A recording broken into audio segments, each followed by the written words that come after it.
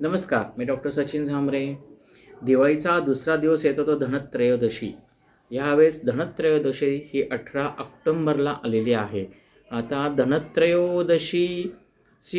धनत्रयोदशी यमदीपदानसुद्धा करतात. आता धनत्रयोदशी म्हणजे धनतेरस, धन्वंतरी त्रयोदशी ही दीपावलीची दुसरी दिवशी असते आणि अत्यंत पवित्र मानली जाते. हिला धन्वंतरी त्रयोदशी, यमदीपदान त्रयोदशी किंवा धनोत्रयोदशी व्रत असेही शास्त्रात म्हटले आहे. जर शास्त्राधार जर बघितला आपण तर त्रयोदशीचा उल्लेख खालील ग्रंथांमध्ये आढळतो. आता ग्रंथ कुठले तर स्कंद पुराणात वैष्णव खंडामध्ये, पद्मपुराणात श्रीकृष्ण खंडामध्ये, गरुड पुराणात आचार खंडामध्ये आणि भविष्य पुराणामध्ये व्रत विभाग आणि धर्मसिंधू व निर्णय सिंधू या सर्व ग्रंथांमध्ये या धनत्रयोदशीचा उल्लेख आहे. धनत्रयोदशीचा अर्थ म्हणजे हे धन म्हणजे आरोग्य, आयुष्य आणि समृद्धी. धन म्हणजे फक्त पैसा नाही, ही आपला फार मोठा गैरसमज आहे आपला सर्वांचा, की धन म्हणजे फक्त पैसा नसतो. म्हणजे लक्ष्मी घरामध्ये स्थिर असणे म्हणजे काय तर त्या घरामध्ये आरोग्य, समृद्धी आणि आयुष्य असं भरभरून असेल त्याला धन म्हणतात.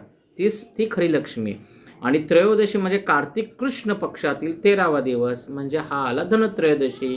तर हा दिवस ही धन्वंतरी भगवानाच्या अवताराचा दिवस आहे. आपण धनत्रयोदशी ही जरी तुम्ही धनाची पूजा करत असला तर महत्त्वाचं म्हणजे धन्वंतरीची पूजा करण्याचा हा दिवस आहे, जो आयुर्वेदाचा जनक मानला जातो, देवतांचा वैद्य व अमृताचे प्रणेता आहे. आता पौराणिक कथानुसार समुद्र मंथनातील धन्वंतरी देवता आहे.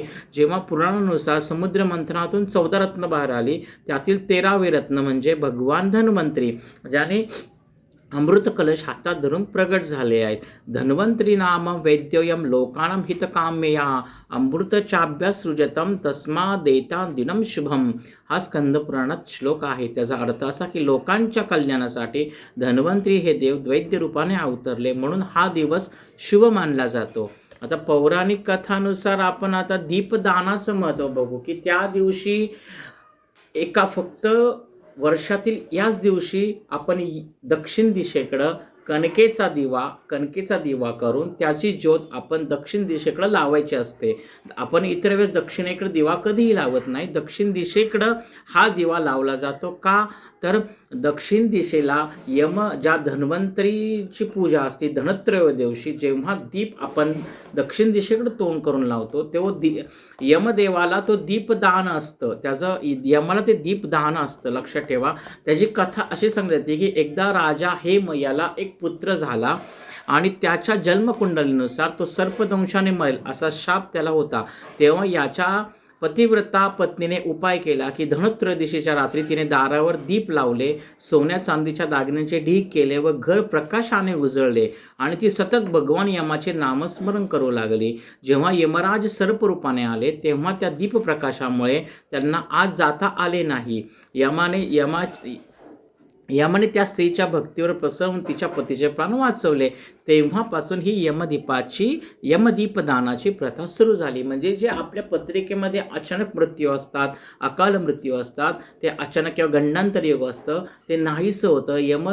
जे धर्मराज यम आहेत त्यांचे कृपा आशीर्वाद आपल्या घरावरती राहतो, म्हणून त्या दिवशी यमदीपदान केले जाते. आता ह्या दिवशी धन्वंतरीची पूजा करताना सायंकाळी शुभ मुहूर्तावर धन्वंतरी भगवानाची पूजा करतात.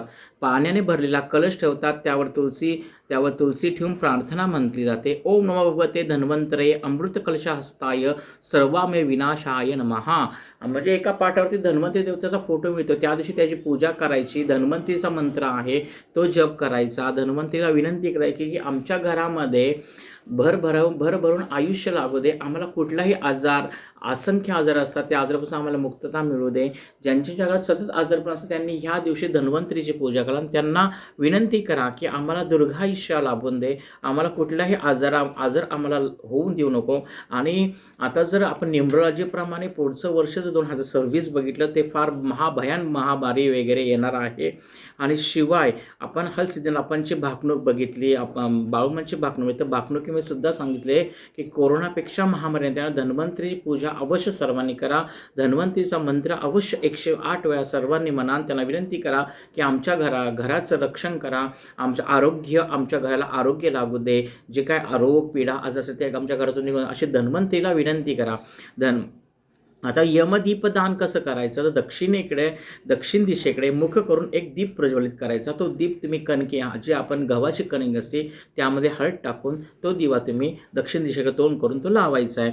हा दीप मृत्यू, अकाल आणि आपत्तीपासून रक्षण करतो. आणि मंत्र कुठला म्हणायचा आहे त्या दिवशी जेव्हा दिवाळीनंतर, मृत्यूनाम दंड पाशाभ्याप कालेन शामयासह त्रयोदशां दीपदाना सूर्यजा प्रियताम मम.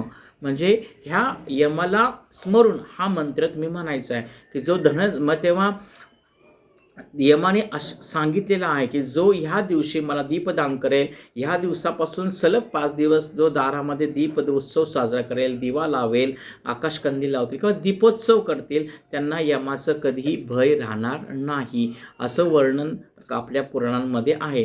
त्यामुळे धनत्रयोदशी धनाची पूजा करा, धन्वंतरी देवतेची पूजा करा आणि अवश्य यमदीप दान करा. सर्वांनी दारामध्ये, तुमच्या दारामध्ये जे आपण पंथी लावतो किंवा दारा अंगणापुढे, दरवाजाच्या पुढे, मेन मुख्य प्रवेशद्वाराच्या पुढे कणकेचा दिवा दक्षिणेकडे तोंड करून अवश्य लावा. यमाला दक्षिणे तोंड करून यमाचा आशीर्वाद मागा, त्याला प्रार्थना करा की आमच्या घरामध्ये जर अकाल मृत्यू असेल, आमच्या घरामध्ये जर कोणाला गंडांतर योग असेल ते निघून जाऊन दे, आम्हाला दीर्घायुष्य प्राप्त होऊन दे, अशी यमाला सर्वांनी विनंती करा. अशा प्रकारे धनत्रयोदशी, दीपदान आणि धन्वंतरी अशी पूजा सर्वांनी करा.